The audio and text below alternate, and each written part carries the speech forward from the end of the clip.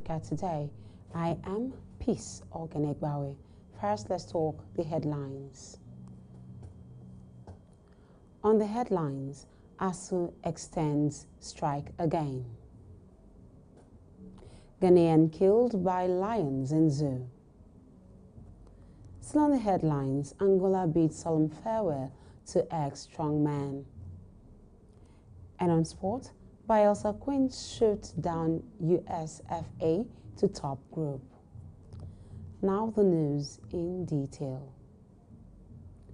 Nigeria's President Muhammadu Buhari has extended sympathies to the sea-like flooding of Pakistan, the worst natural disaster in the country's history. According to reports, floods have damaged 500,000 homes, affecting about 30 million people and killing over 1,000. The floods have washed away hundreds of roads, bridges, and other infrastructure. President Buhari said Pakistan and its population are in the thoughts and prayers of Nigerians as they confront this humanitarian disaster of epic proportion. He also appealed to the United Nations and other aid agencies to take urgent steps to assist people without shelter and food, as well as millions who require urgent humanitarian relief. Moving away from that story, the National Agency for Food, Drug Administration and Control, that is NAFDAC, says Nigeria now has the capacity to produce COVID-19 vaccines of international standards. According to the agency's resident media consultant, Shayo Akintola, she quoted the DG of NAFDAC, Mojisola Adeyeye, on an oversight visit to the agency's facilities and COVID-19 laboratory projects in Lagos by the House of Representatives Committee on COVID-19. On the impact of the COVID-19 fund has made, she says that this should resonate well with the whole system as the country and the rights of the people are put in right places. She said the vision of the government could also be realized. Meanwhile, the chairman, House Committee on COVID-19, Arno Scheller, commended the NAFDAC DG and a management team for being upright and leveraging on the latest technology to upgrade the agency to a standard that is not second to none in Africa. The Federal Capital Territory, that is the FCT Minister of State, Ramatu Aliyu in Buhari Area Council of the Territory, presented a staff of office to Serkin Buhari Awal Ijakoro II, who was crowned by the kingmakers. Aliyu, while presenting the staff of office of the traditional ruler, recommended continued involvement of traditional rulers in the peace and nation building. She also explained that the staff of office, which was given to the traditional ruler, was a symbol of authority with which they should make sure that there is peace in the country. Moving away from that story, we move to this one where the Association of Senior University Lecturers, after a heated discussion, the Academic Staff Union of Universities has decided to extend their ongoing strike. The decision was taken after the National Executive Council, that is NEC, meeting at the union's headquarters at the University of Abuja in the early hours of today.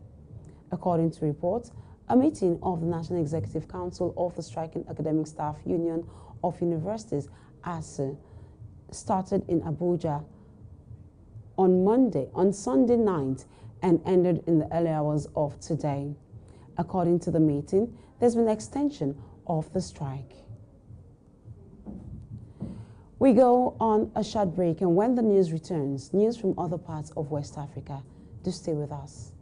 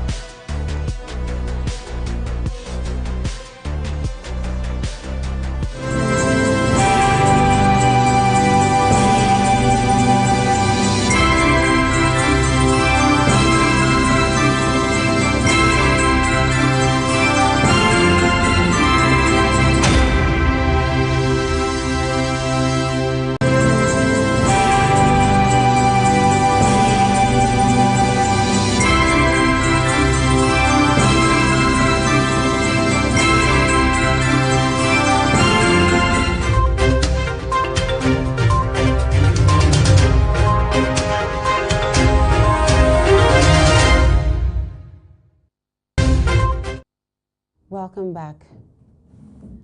A man in Ghana was attacked and killed by lions after scaling the fence at a zoo in the capital, Accra. Reports also has it that the man in question was spotted in the enclosure that has a lion, lioness, and two cubs moments before the deadly attack. The zoo authorities later coaxed the lions into a corner and the body of the man was retrieved. Police, however, are investigating the motive of the middle-aged man, as the man was allegedly attempting to steal a cub, according to local media reports. Authorities have also ascertained that no lions escaped during this deadly attack. And moving away from that one, we move down to Burkina Faso, where army has reported an unidentified gunman has killed 6 people and wounded 2 others in an attack on a convoy from Bongo gold mine in the eastern part of the country. According to the army statements last week, 5 vehicles were dispatched from the mine to help a nearby convoy that had been stuck in the mud for days, and the attack occurred after the convoy was back on the road as they were separated from the convoy and security detail. Meanwhile, 2 sources in the Burkinabe mining sector with knowledge of the attack said the dead were not employees of the Toronto-based mining company operating in the site, but locals who supplied goods to the mine. We move to other parts of Africa after this break. Just stay with us.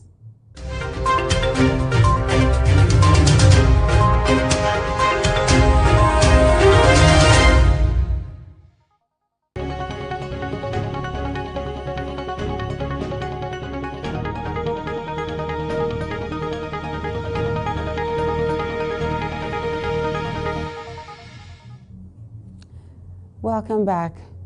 Angola's former president, José Eduardo dos Santos, whose nearly 4-decade rule of the oil-rich nation was marred by allegations of plunder and nepotism, has been laid to rest amid a family row.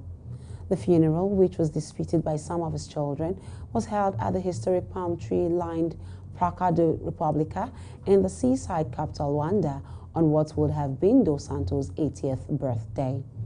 It comes days after his party, the People's Movement of the Liberation of Angola, that is MPLA, which has ruled the country for nearly half a century, saw its worst results at the polls in the most hotly contested elections since independence.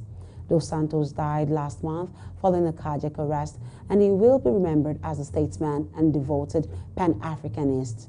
Meanwhile, Namibia's ex-president, Sam Nujoma, who is 93 years, told the hundreds of mourners in attendance and dignitaries, including South Africa's president, Cyril Ramaphosa, the Democratic Republic of Congo's president, Felix Tshisekedi, and Portugal's president, Marcelo Rebelo de Sousa, filled rows of white and gold seats. Fighting has also continued to be reported in North Ethiopia's Amhara region bordering Tigray after a 5-month humanitarian truce was shattered last week.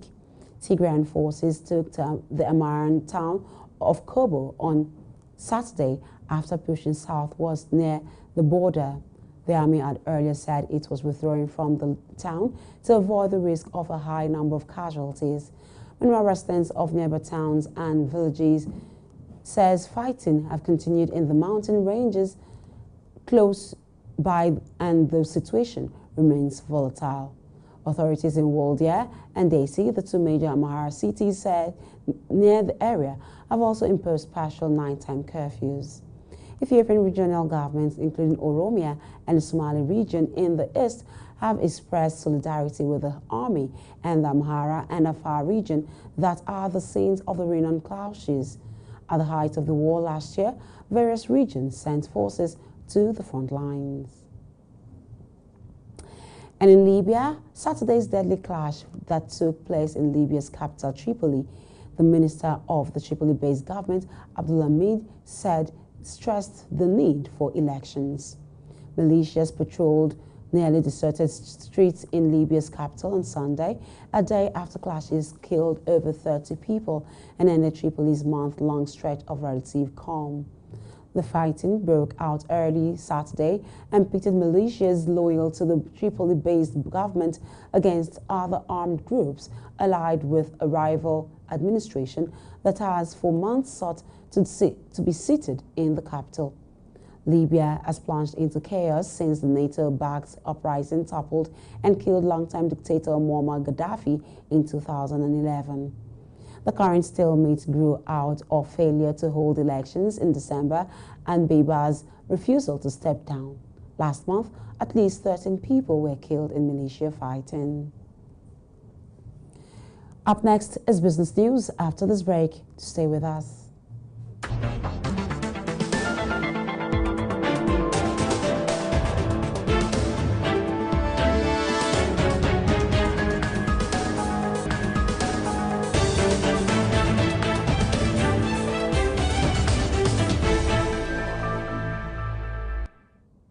You're welcome back.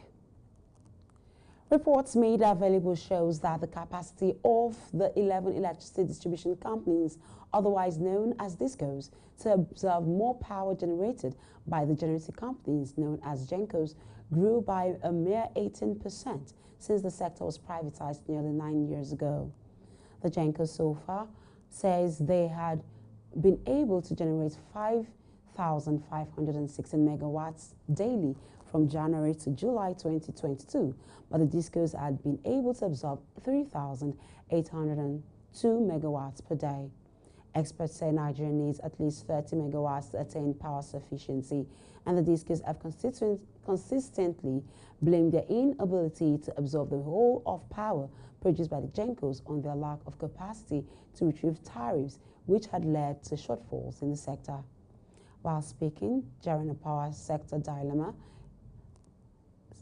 recently in Lagos, the executive secretary of APGC, Joy Ogaji, says DISCOs were indebted to them to the tune of 2 trillion naira since privatization. We now move to sports news after this break. To stay with us.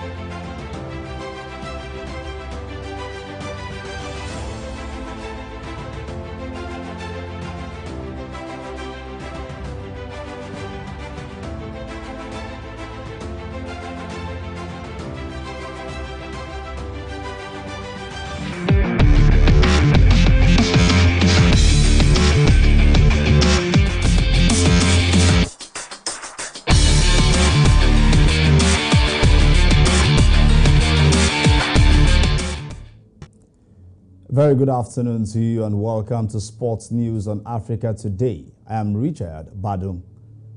Nigeria's representative in the WAFU Women Champions League qualifiers, Bayelsa Queens, lived up to expectations as they defeat USFA of Burkina Faso in the final group match. The Nigerian champions began their campaign in the tournament with a 5-0 thumping of Atleta Ladies of Togo. The Nigerian side drew goalless with their arch rivals Ampem Dakar Ladies of Ghana to maintain their position on top of the log.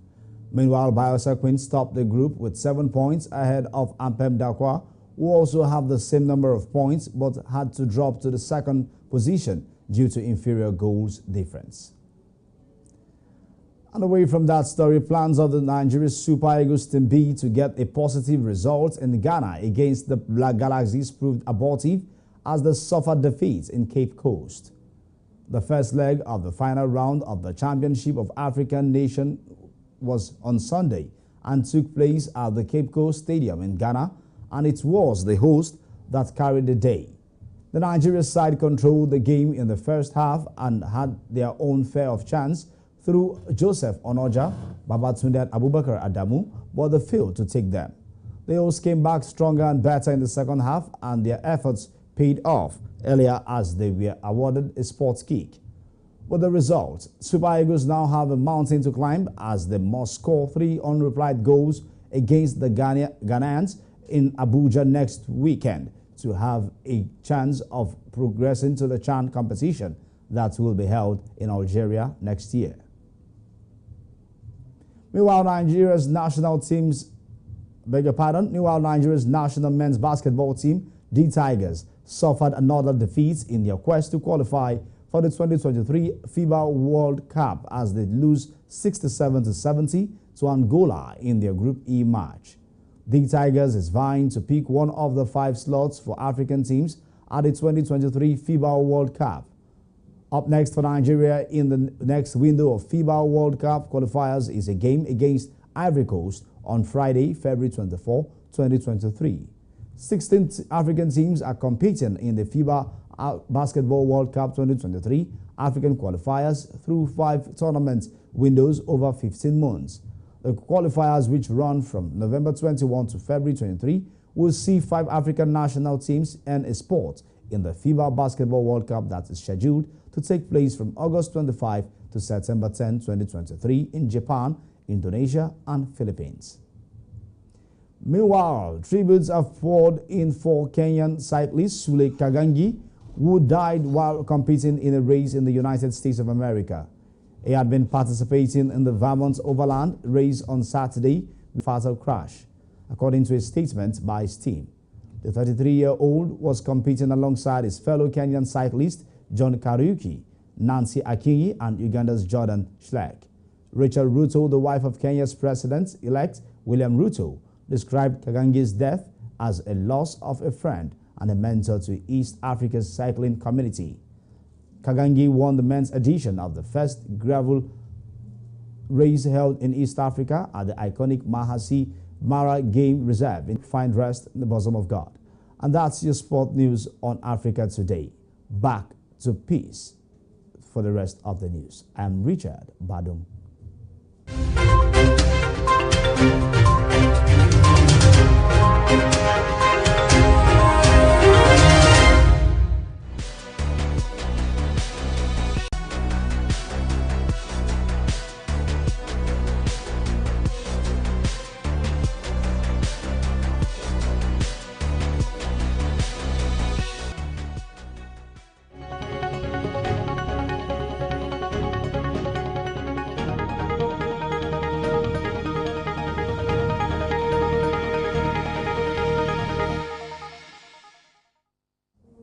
Welcome back.